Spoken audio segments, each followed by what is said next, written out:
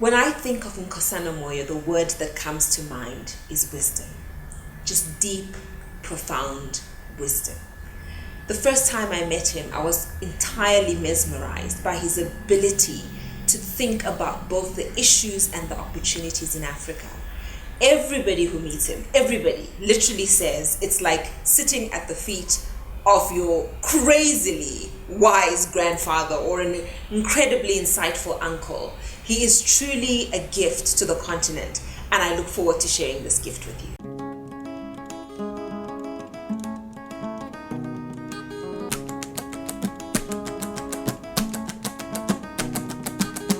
So the most inventful, innovative societies give more room for young people to try things. The most static societies give too much room, in my opinion, to the older people because they are ossified. So rather than us being hard on President Mugabe as an individual, we need to understand the system that has produced that kind of behavior. So if there is one takeaway I want to leave with us, is that we need to be quite careful of criticizing individuals. Individuals are just as much victim of this system as you and I are, because I've got no doubt in my mind that we're not going to stay forever where we are. We'll graduate, we'll move out of it, and we'll find people who will graduate and become good leaders.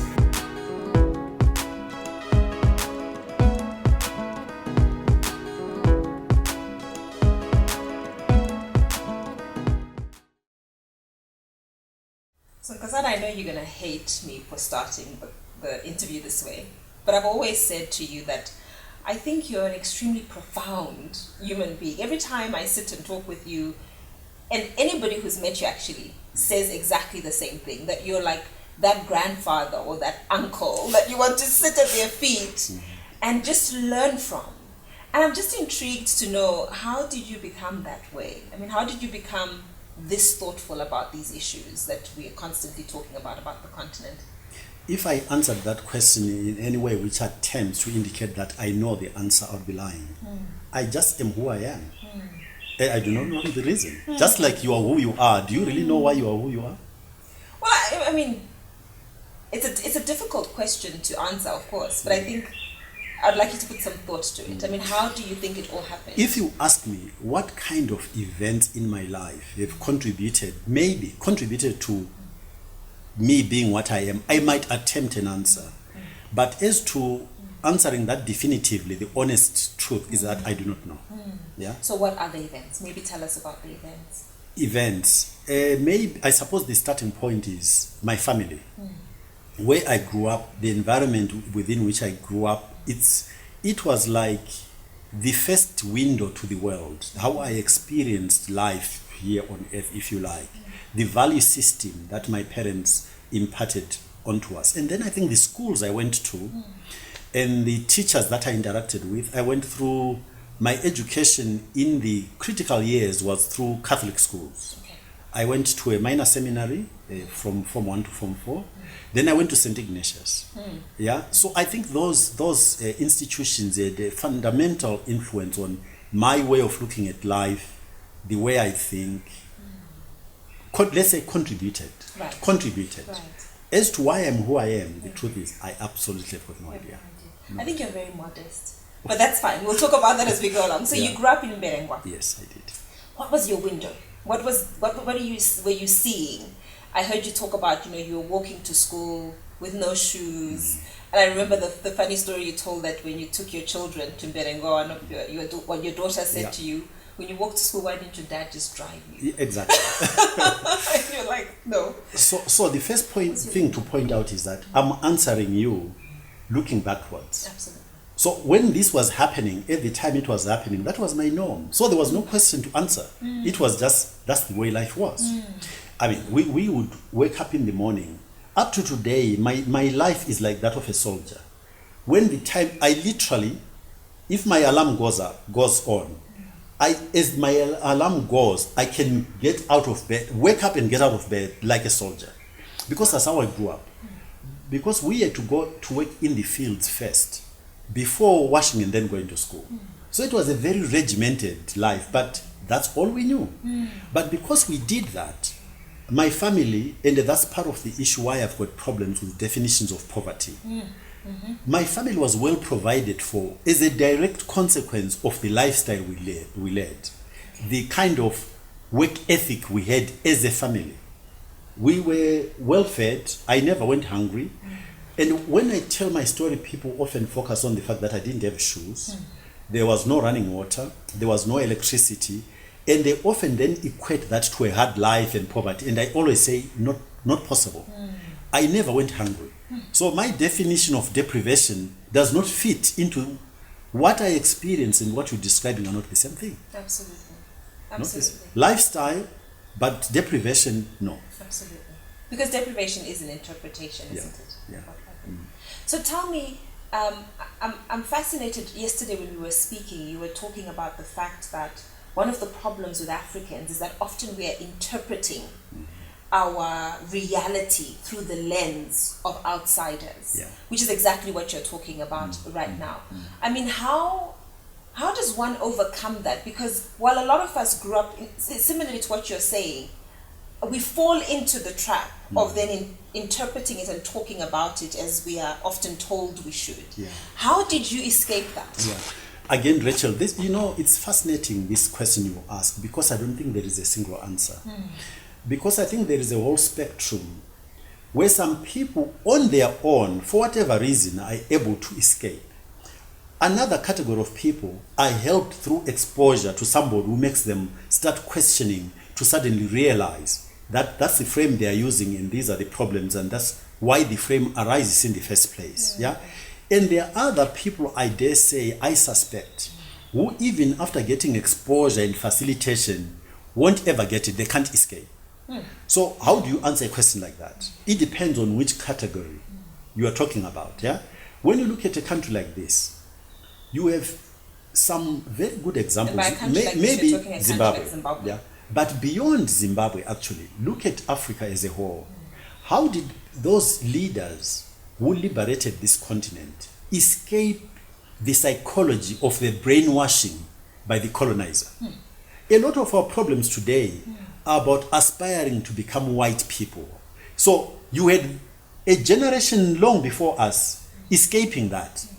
You would have to ask, why did they manage to do that? Why is everybody today not a product of thinking of those first leaders? We see a lot of examples of people today who don't want to be black. They want to be white. Why? Because they've been socialized and brainwashed that being white is good and being black is not acceptable. Absolutely. Some people see through it. Others see through it after some help. And yet others just never escape it. And the dangers of that are profound. I mean, you gave another example when you were speaking at the Harvard Africa Business Conference, that as an African, when you hear another African speak English in a way that doesn't show mastery of the language, you'll cringe. And yet if you're an Italian or something, I mean, mean, that's my story. I'm reminded of your analogy or the framework you use about shadow. I think part of escaping these trappings of the past is to firstly realize or recognize in yourself first. What are the things that are problematic? Understand the journey and why these things have arisen. Confront them, even if you don't succeed in overcoming them now. But the minute you recognize them for what they are, you are now on the journey to resolving it. So to the extent that all of us, to varying degrees, we are damaged goods because of the experience we've been through. Mine is a minor illustration of this issue. Zimbabweans, more than any other African, attempt to speak the Queen's language. Absolutely. And we do it so well, don't we?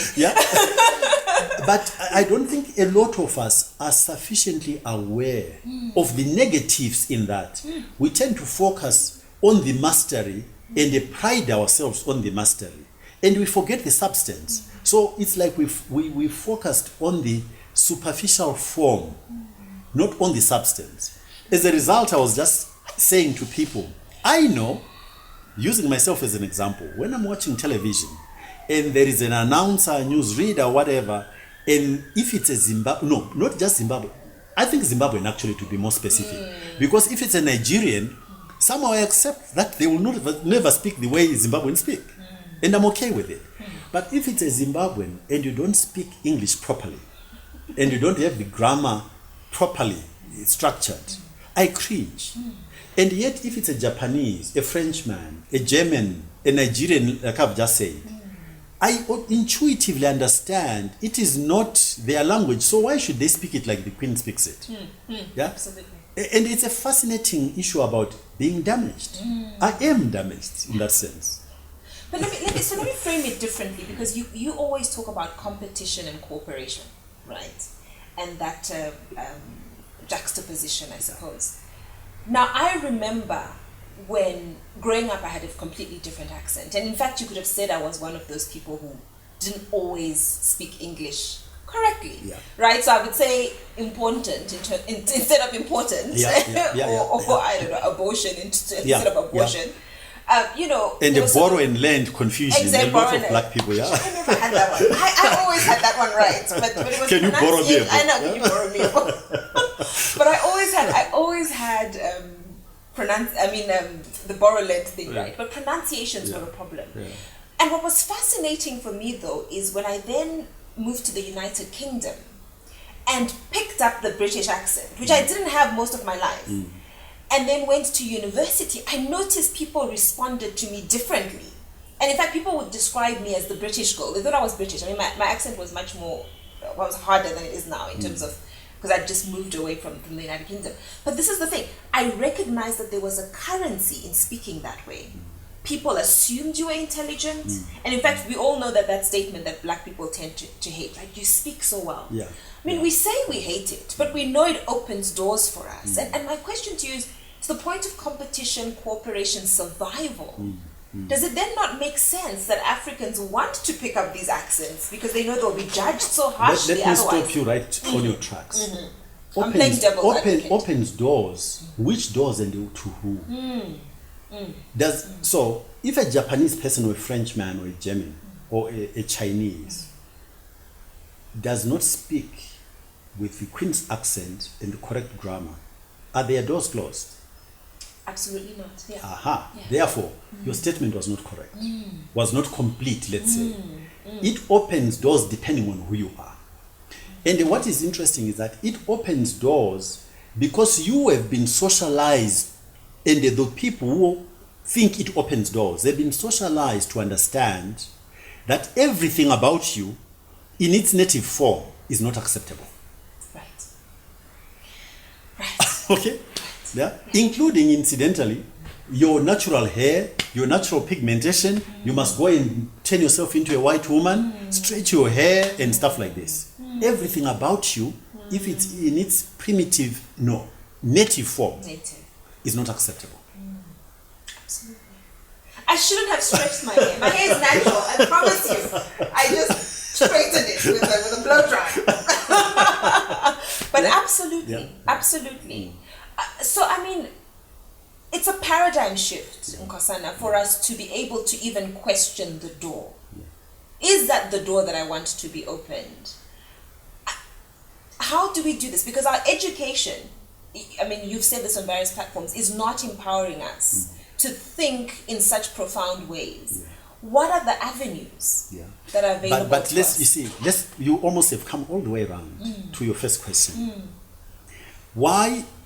Let me not use myself, let me use you. Why are you the person you are? Why are you able, in spite of having come through exactly the same damaging system, why are you able to ask the questions you ask? I suppose because I give myself permission to. I suppose I pay attention to Are something you implying much that deeper. all the other people don't give themselves permission to do that? I think so. That is my experience. I think that all of us have a level of consciousness that allows us to ask questions that nobody else is, that allows us to explore things that nobody else is. I think that's how, entrepreneurs become entrepreneurs and make great discoveries, right? Is you give yourself permission. But that permission requires for you to become comfortable with the discomfort of stepping away from the status quo. Let me try to use an analytical framework. as an alternative. I think that there are a couple of extremes. If I'm completely native, i.e. protected from contamination, I'll have confidence in myself because that's the world I know, and I'm a master of my own environment. There is a gradation. So I'm native in that sense of defined in the almost biological terms. I'm not contaminated and so on. So I'm confident in my space, like my mother is. She's not educated, but a very confident woman, okay? Then I get exposed to an experience which begins to question my credibility for all sorts of reasons. You can't do this. These are things are primitive, and my self-belief gets undermined.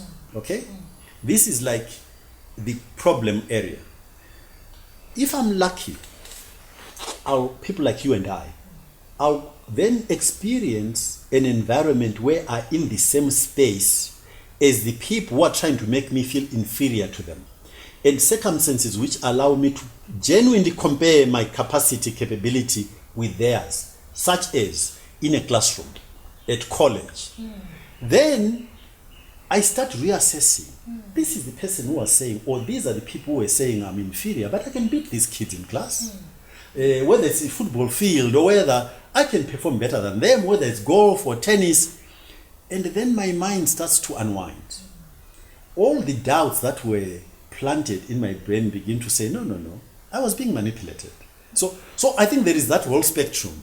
I think it's the people in the middle where the problem lies, who don't then escape through an experience which shows them that what they were being told and the indoctrination was actually a competitive tool to subjugate them, to make them lose their self-confidence. It's a tool, competition.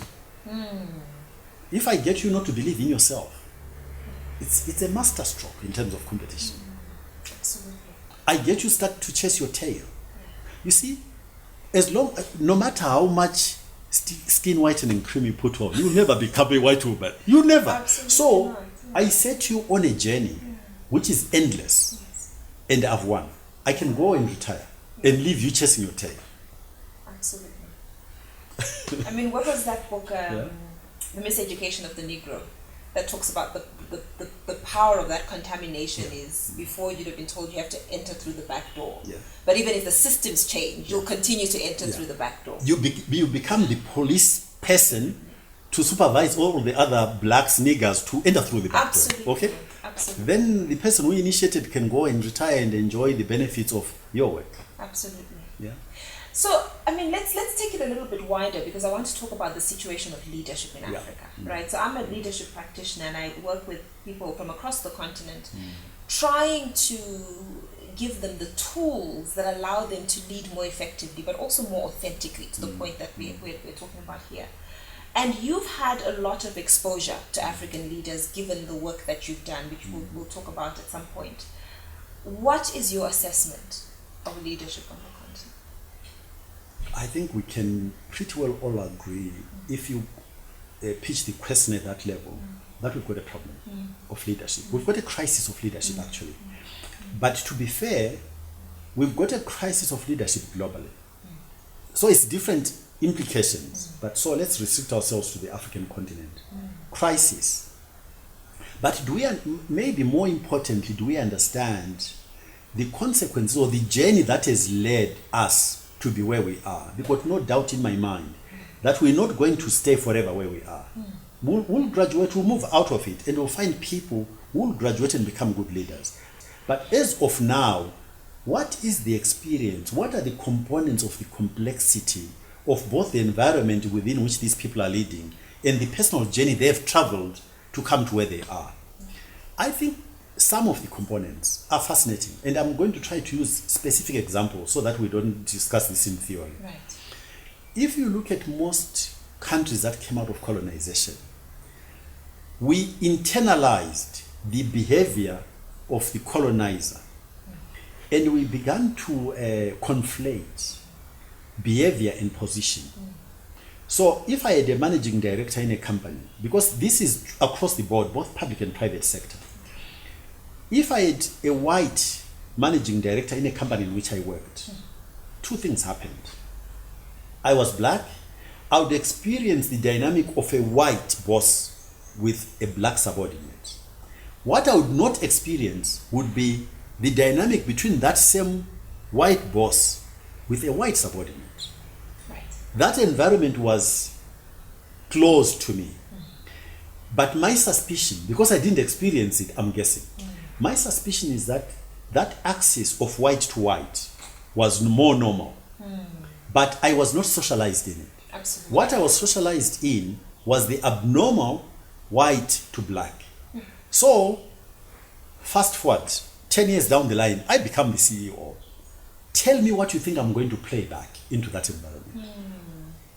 Exactly what you observed, which was the abnormal dynamic. That is my norm. Yeah. That is my norm. Yeah. And a lot of what we are criticizing about African lack of leadership performance comes from that distortion. Yeah? I mean, so this gets very, very dodgy, but I think if we're going to give substance to this conversation. Dodgy. So when I've often thought a lot about our president, President Mugabe, and I've often almost done what the Americans have been doing about Trump and what's Trump's wife? Ivanka. Oh, no, sorry, Melania. Melania Trump. Yeah. Melania against Michelle and plagiarizing and so on and so on. Okay. Right. When if you were to go back and look at Ian Smith's behavior towards us black people, Yes. not towards white people, because you were not exposed to that. Yes. It was a closed box. Yes. But Ian Smith towards black people, and then President Mugabe towards black people, you're going to see very little difference. Because of precisely what the phenomenon I'm talking about. President Mugabe was socialized, and he internalized the norm of the person who occupies this position behaves this way. That was his norm. So when he got into that position, all he knew was how to behave the same way. So rather than us being hard on President Mugabe as an individual, we need to understand the system that has produced that kind of behaviors. The private sector is exactly the same. Yeah. My observation is that black chief executives tend to behave towards black employees the same way that white CEOs behave towards black employees. You know, it's interesting. In ontological coaching, we say that each human being is what we call an observer. Yeah. So they see the world through a specific lens, because that's the lens with which, you know, they've been acculturated or socialized. Yeah. And it's interesting because that's exactly what you're talking about. So we should challenge this in the next segment. So this is a good place for us to take a break. Yeah. But before we take a break, so what if there is one takeaway I want to leave with us, is that we need to be quite careful of criticizing individuals. Individuals are just as much victim of this system as you and I are. Absolutely. So we need to see beyond the individual and understand the system that produced that kind of behavior. Absolutely. Yeah? 100%. Okay. I agree with you. 100%. Okay. Take a break.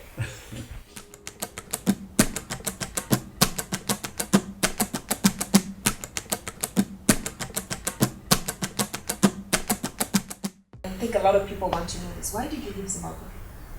Why did I leave Zimbabwe? Specifically, my assessment of our behavior as a nation and ability to tolerate difference and disagreement led me to a conclusion which said my family was at risk at a level which I did not have an appetite for. But notice that I left Zimbabwe physically. I never left Zimbabwe emotionally, intellectually. Absolutely. I've never traveled on anything other than a Zimbabwean passport. Absolutely. If I'd wanted to, at the point and the circumstances surrounding when I left, I could have gone anywhere and got any other passport, but I didn't.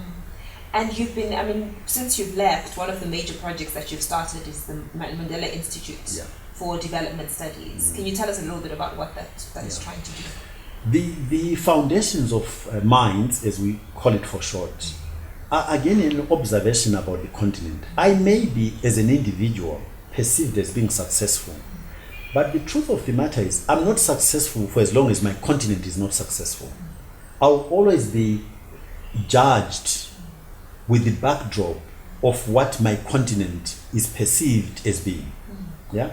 And so my view is that people like us owe it to our continent and our fellow citizens on the continent to deploy our skills and awareness of what is possible to try and move our continent on.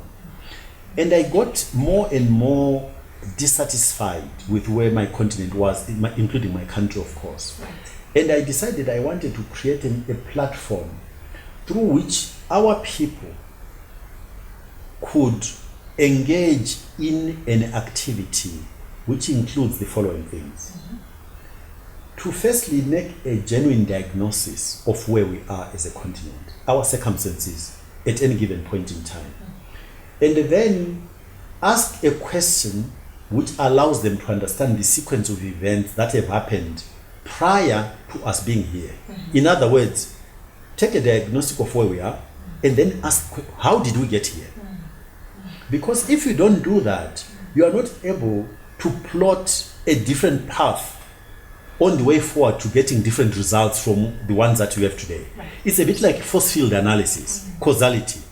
I'm where I am because of a sequence of events, some which are beyond my control, a lot of which are within my control. Right. Yeah? Right. And so if I'm dissatisfied, assuming I'm dissatisfied with where I am, and I want to try and bring about different outcomes going forward, I need first to understand the combination of events and forces that have led me to be where I am in order to change the configuration of those forces so that they produce a different result. Absolutely. So that in very simplistic terms, that's what Minds is about. Where is our continent? How did we get to be where we are? And what kind of behaviors should we change in order to go somewhere more satisfactory? Okay. And it's an interesting thing that you're talking about, because one of the things we continually lament is that our story has always been told from an outside perspective. Yeah. Where do you get the resources to be able to actually configure the story, given we are always lamenting that the information doesn't seem to actually exist? I'm going to avoid answering your question directly. Okay. Let's go back to such a fundamental issue, which I think my observation is that we as Africans don't have an appreciation of this. The existence of human beings is a very delicate dance around two behaviors. And these behaviors, the fundamental behaviors, are cooperation and competition. Okay? And the different societies interact, or different individuals even, interact fundamentally around a dance on those issues. If I wanted you to work with me to achieve my objectives, at a very minimum, I have to sell a story to you through both words and behavior, which suggests to you that there is benefit for you as well in working with me to make me realize my objective. That's cooperation, right? If I, in my language and behavior, started communicating to you that if you work with me, we're going to go on a journey which completely compromises your interests, you'll start competing with me. Right. Okay? Right. This is like such an intricate element of human behavior, either at individual level, society level, national level, and international level. Right. Is fundamental for us to understand this. So the implication of that is that when we as a continent are trying to position ourselves in a globalized village, we need to always be able to analyze what are our interests and what are the interests of the parties that would facilitate us on the journey to realizing these interests, and how do we align these interests to a large extent in order to produce cooperation between these disparate groups, because there will never be perfect overlap in these interests, never ever ever. Yeah, it cannot happen even at individual level, even within a family. The outcome is always, if you can create the maximum overlap, which is not 100%, you create cooperation which is commensurate with that overlap. If you create no overlap at all, what you get is complete resistance and competition. Right. So in terms of tactics, if I want to work with Zambia and get Zambia's cooperation in delivering something, whatever it is, I firstly must have a clarity of what my interests are in that space where I want Zambians to cooperate with me, and understand what their interests are, and then find a way of presenting my story to the Zambians in a way which makes it clear to them that there is something in it for them in order to work with me. Compete or cooperate?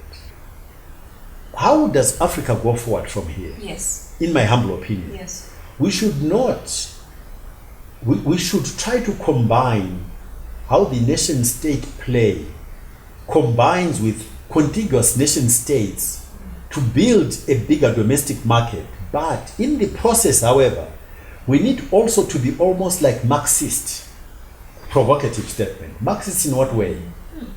In a planned economy. So if we say Zambia is going to produce, I don't know, tires for tractors, Zimbabwe should not do the same and compete with Zambia. Zimbabwe should accept buying that product from Zambia. And so it becomes one market with Zambia. But in that configuration, Zambia has to then be prepared to find something in Zimbabwe that it buys in exchange and not try to manufacture it or replicate. You can create a cluster of countries with that mentality, and in that way create a domestic market which is bigger than one country. Right. And it feeds into mobilization of resources for job creation, but also for investment. Because remember, when you industrialize, the capital requirement for industrialization is quite big. If the market is too small, the economies of scale to do that, it will not, the math won't work. Right. But if I cluster a number of countries together, industrialization in a particular sector becomes easy. I can find you investors in my sleep. So basically, without the Pan-African conversation, the industrialization conversation in Africa it's actually dead. doesn't. In my Pie in opinion, the it's sky. dead. It's dead. Okay, let's take a break. It's dead.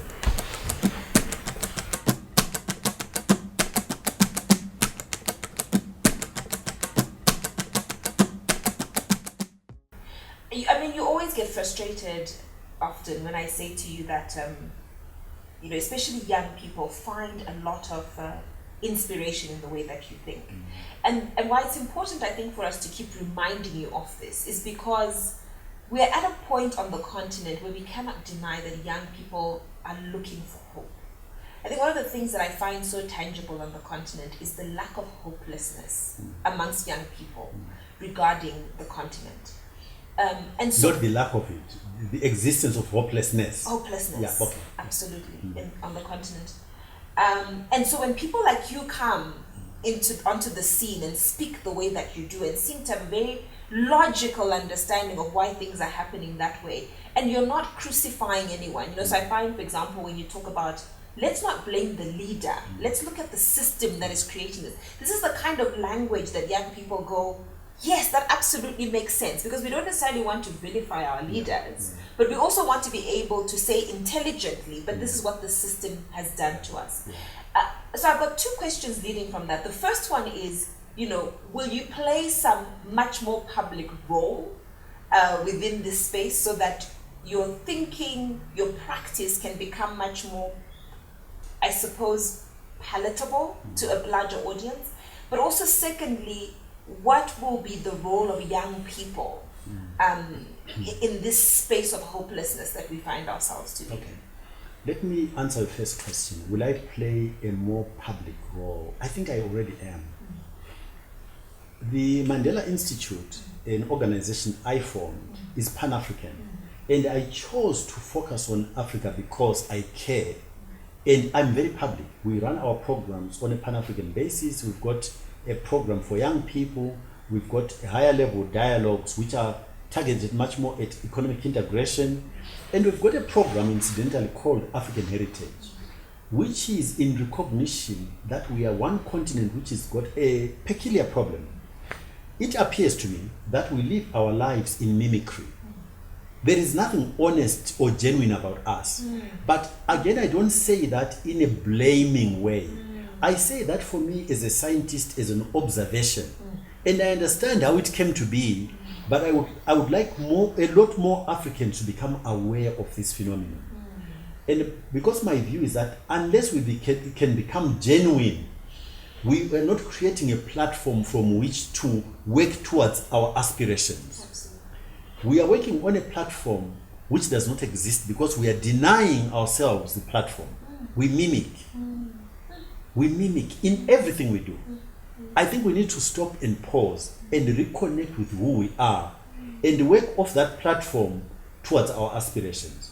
It will also allow us to mobilize the majority of our people.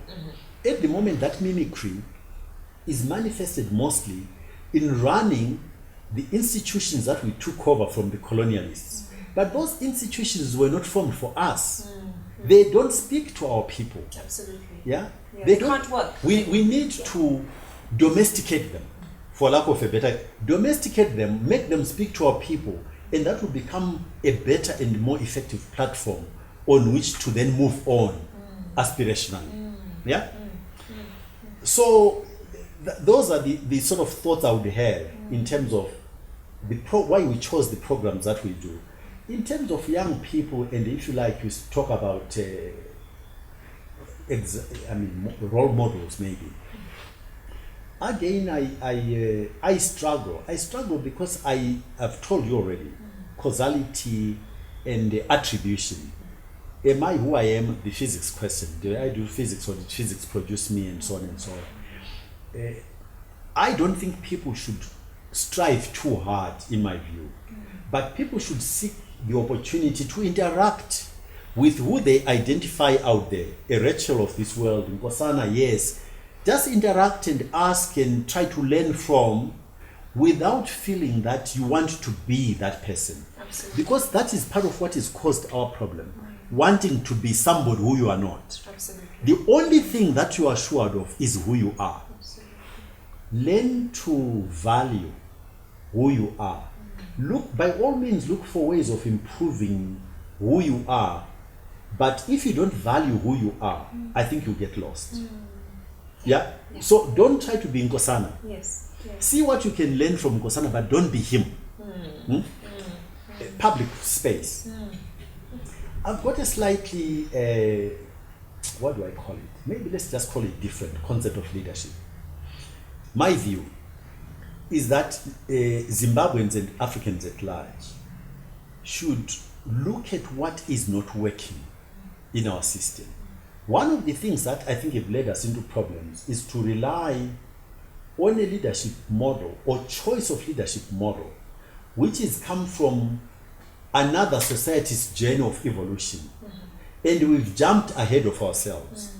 If I go to any village today, any village, and I went without any campaigning, and I said to them, help me identify a person from amongst you who you think would be a good leader for you. In every single society, they will be able to do it. Absolutely.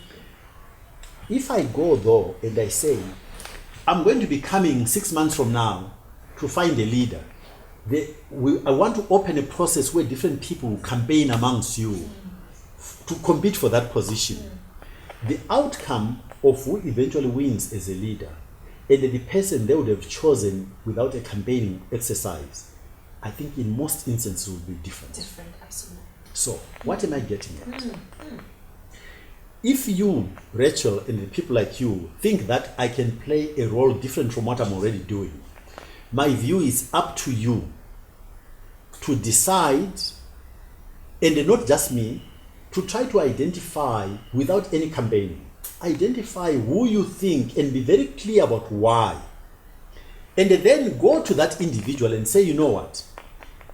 We have gone through this exercise and it is our belief that you would make a good leader for us at this point in time.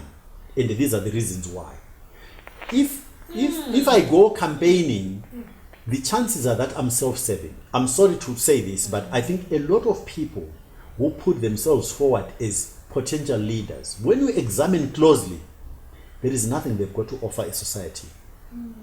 They are self-serving. They want to be leaders for themselves, not because society genuinely would benefit from their being leaders. If society wants to come out in the right place, society should choose for itself who should lead. Okay, Okay, because now you're blowing my mind again. Because what are you saying? So the electoral system basically is exactly what you described, right? Which is somebody says, I want to run for president, and then they do a campaign. You are saying it should be much more organic than that. Yeah. So a group of people who believe that somebody is going to be a great leader should be the ones to create the platforms, the vehicles through which that person begins to lead. With one qualification. So why are we doing why are we choosing leaders the way we're doing? Mimicry again. Who are we mimicking? We are mimicking societies that have had a journey that is longer than ours. And they've refined the mechanisms. And one of the issues that they inject into their system is a genuine competition to choose the leader based on issues, not on personality, not on tribal affiliation, not on who is the most beautiful looking man or woman, and so on and so on. Our processes are incredibly primitive, and every single time they produce the wrong person. But the systems that we are mimicking have evolved sufficiently to have a substance within them that allows them more often than not, not all the time, but more often than not, they choose the right person because they've got processes that test whether the people offering themselves have got any value to actually really give to society. Our systems don't. Our campaigns are never about issues. Personality. They are never about issues. So how can we arrive and end up with the right leader? So what would be the using first that step? system? So somebody decides, I don't know, Rachel or Tandy or whoever it is the right person organically to lead us. What's step number one? Then you, the person who has made that decision, should mobilize others. And because we've got a process, you have to acknowledge that you're going to have to go through an electoral process. So you have to equip yourselves to ultimately make sure that those processes produce this person that you want to be the leader. So in our example, I think if people want Rachel to be the leader, they've done their homework. They've come up, they've looked at Rachel, they've looked at Nkosana, they've come up with Rachel through a process of comparing and saying, ultimately, this is the person. I think it is up to those people to then mobilize each other and say, these are the processes. There is an electoral process. We are all going to register to vote. And we are all going to put this person as our candidate. And we as volunteers are going to go campaigning and explaining to the people why this person. When you get me doing the campaigning, I'm self-serving. I'm self-serving. It becomes a personal investment. Yeah. I'm investing at a personal level. Yeah. It's not the people who are saying, we have chosen you to come and do a job for us. And I think that's part of what is producing this language and the actions which are completely misaligned. Leaders are the servants of the people, but leaders choose themselves. Come on.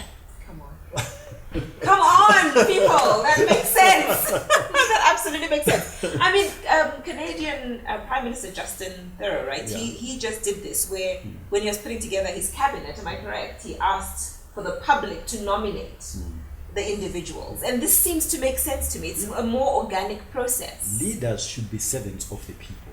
Yeah. So People are in charge.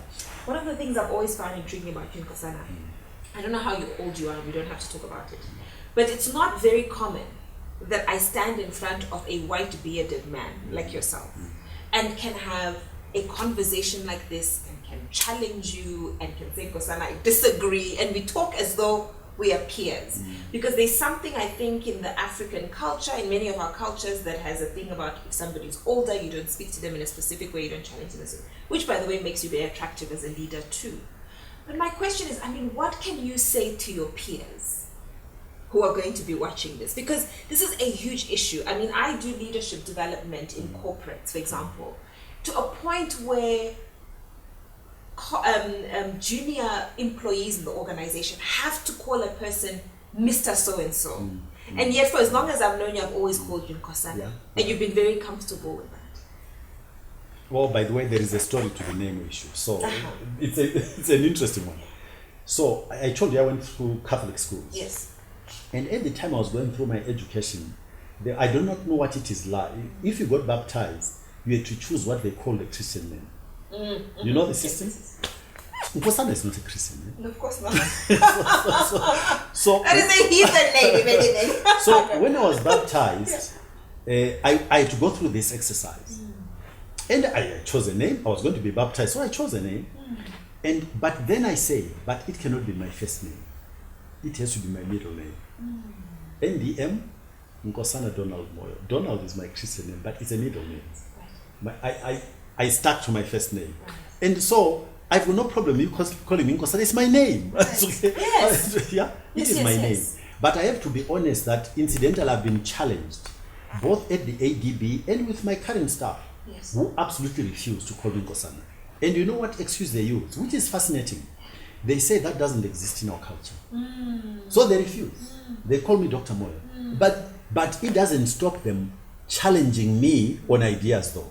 So they are quite clear about separating how they address me and how to take me on in terms of ideas on the table. Right. There were no problem with it. Right, but because you insist. Yeah, absolutely. Right. Absolutely. In the last public platform I was on with you, you had said you insist that people come into the room and challenge you. In fact, let me tell you my only qualification to this. If you challenge me and you stop at challenging me and you don't propose what you are thinking instead, I don't allow that because I don't see the value. Okay? You've got absolutely carte blanche to take anything I put on the table apart. That comes from experience. The experience is that as a manager, I've grown to realize a number of quite complex things, and let me share them with you. I'm a processor. So before I put an idea into a public domain, I worry over it to death. Okay? I look at different angles, and by the time I put it on the table in the public domain, I've figured most of what there is to figure out.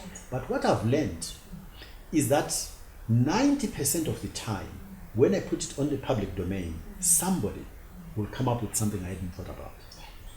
So there is always a value add to me saying, guys, this is what I think, but being clear that that is not closed, because somebody will see an angle that I had not thought about. Absolutely. Yeah, it's without exception. Right. Here's another bit which I think is so important about management. I've traveled a journey of corporate management where I came to realize something, and it's tragic in the way it presents itself. And you, as a management practitioner, you know this. The choices we make and how we promote people is partly to do with how they look. Pretty women and handsome men get credit more than they deserve in terms of performance. You know that, okay? It's fascinating. The converse is that if you are leading a team, and within that team, there are people who are not being given space for either they are disabled, disfigured explicitly, or they are not as good looking as some other dude in the room. Or they don't speak well, all of those things. And you start respecting them and making them feel they've got the space. You are treating them with respect. In my experience, their contribution without exception rises to an extent which is absolutely fascinating. Every time. Yeah. So that's just an anecdote to share with you. Right. So being nurturing as a leader and paying attention to the people around you. Because the people around you are there to enhance you and make you better, isn't it? So I come back to my question. What's your message to your fellow grey-bearded men who take up most of the leadership space on this continent? Especially as it relates to young people. Absolutely. So let me try. I mean, I'm analytical. I can't help myself. Okay. When you look at it again, it doesn't matter what species it is. The animal world, it's a fascinating. The concept of the seasons of man. You are born, you grow up, you become an adolescent and mature, and then you start going the other way. Sunset, afternoon and sunset. And when you look at the animal kingdom, each phase has got a particular role within the concept of a community. The older people tend to be available to share their experiences and what we tend to call wisdom. Absolutely. But what is wisdom? they've gathered experiences through the journey of their life, and they tend to be available as grandparents to play with the young. But what is also interesting is that they tend to be much less disciplinarian than the actual parents of the young people. Absolutely, yes. So it creates a fascinating pressure valve release mechanism. So the actual parents are restrictive. The grandparents are more playful and accommodating and sharing of the knowledge they've gathered through their journey. Okay? The parents tend to be people who are in their most productive years for the society or the tribe or whatever. So they are the workhorses of the system. But in our system, it's okay. The parenting responsibilities are then shared with other people who allow the kids to grow. And when you look at life like that, in terms of the different roles, of the different phases, you begin to understand that none of the different phases on its own is enough. None of them is enough. The energy to go grab an animal and kill it does not belong to the old guys. They've run out of energy. So there is a role for the young warrior, soldier, whether it's a hunting or protection or whatever, and so on and so on. And in terms of imagination and the creativity and pushing the boundaries, who does that? In every single animal. Observe this. If you look at little animals, literally the wild little animals, and the behavior of human children, it's fascinatingly the same. It's, they are prancing around, yes. pushing boundaries, trying to learn their environment, and also in the energy expending exercise, they are strengthening, physically strengthening themselves. Yes. The similarities are fascinating. Just the same. Little animals and little children are the same. Absolutely. Yeah. So I think we can learn and begin to understand that no single phase in that process is enough on its own. And we need to understand that it is the interaction which provides the different facets.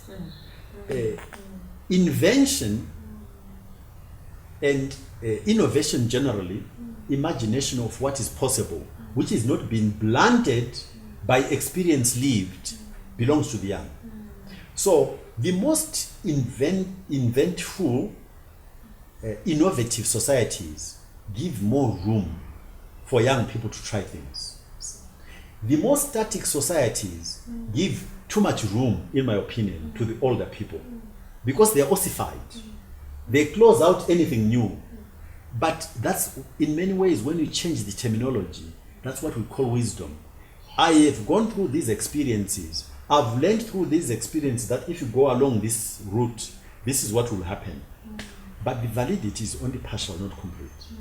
There are new experiences coming up which they've not gone through, but they are using a template which is limiting because of the experiences they've gone through. They are now not open for new things. That will only come from the young. So that's why I think if you say to me, what should I be saying to people of my generation and older? Be humble. Yes, you've got a lot to contribute. Absolutely, let's not confuse the issue. Absolutely. You've got a lot to contribute because that gathered experience amounts to knowledge which is valuable for the society. But be aware of something else. The ability to imagine what can be, what is new, that is not been almost like squashed out of us, will only reside in the young.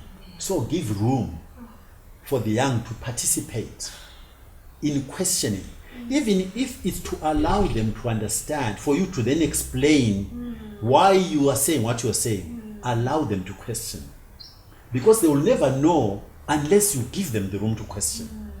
Absolutely. Yeah.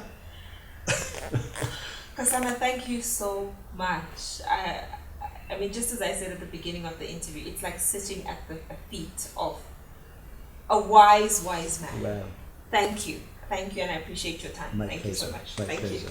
My pleasure.